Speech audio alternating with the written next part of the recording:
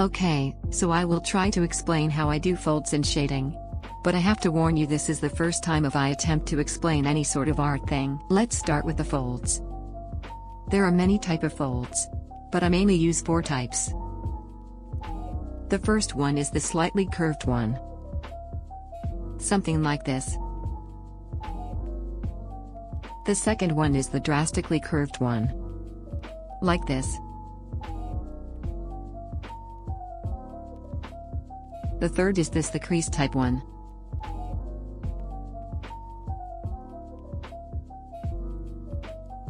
And lastly, the one I call overfolding. IDK, if is there an actual English word for it? English is not my native language. Basically, this is the one where the cloth layering on top of itself. Now let me show where I usually use them.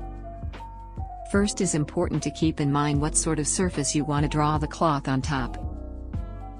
The best if you first draw the base shape, the cloth not stiff enough to hold itself in place, so as soon as the hard surface ends, it will fall down. There is 3 very important type of surface, what you have to keep in mind while making art. The edge. The point. And the joints of a character. At the edge. The fall down in case, if, the cloth doesn't reaches the ground, which would support it, essentially just hangs almost flat. This is where the slight curves come in. This usually can be seen on beds, tables, or, on the not plated, aligned skirts. At the point type, every single fold comes out from that singular point. This mostly used on hang clothing, towels, curtains, or on plaited skirts. The crease and overfolding both used on characters. Overfolding happen when there is a joint and you move, more material gets pushed into a smaller place, and crease happen on the bottom of clothes, especially oversized or baggy ones. Usually these clothes are having some sort of band or belt holding them in place, and essentially pushing them upward. Since they are oversized, they have plenty of place to go invert, that causing the fold. In case if we have an edge, but the cloth reaches the ground, the ground will slightly push upward the cloth, essentially pushing it upward similarly to the crease one. This will affect the fall of the cloth, making it curved outward.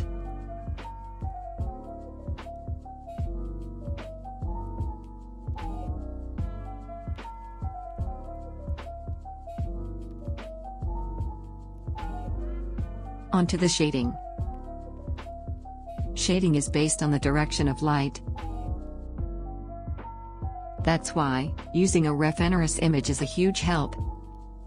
It don't even need to be exactly the thing, what you are about to draw, just something shaped similar. But, in case, if you don't have a scene, where it's easy to identify the source of the light, so you don't have, for example, a lamp, or a window, drawn into the scene, you are free to make it up, as you want it, based on a few rules.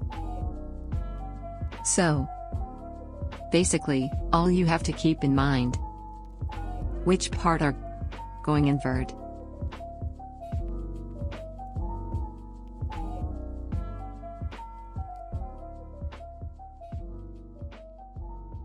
Outward. Over. And under. Everything what comes outward. Going to be hit by the light sooner, so it will be brighter, for example, a character's nose. But everything, what being brighter, because it's being hit by the light, cast a shadow. So it's underside,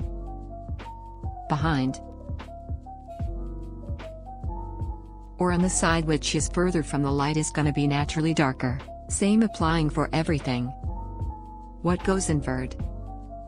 Essentially invert places are just being behind of, to outward place.